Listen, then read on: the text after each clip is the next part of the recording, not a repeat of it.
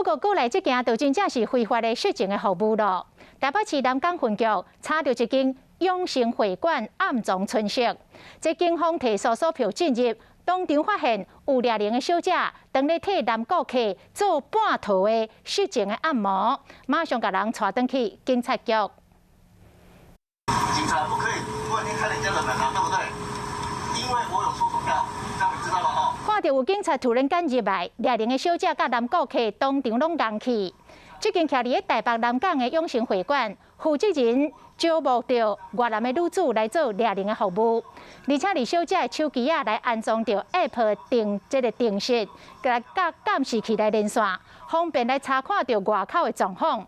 他来闪避到警方的临检，所以警察如果哪届临检拢抓无到，这届警方成立着专案小组，而且摕搜索票。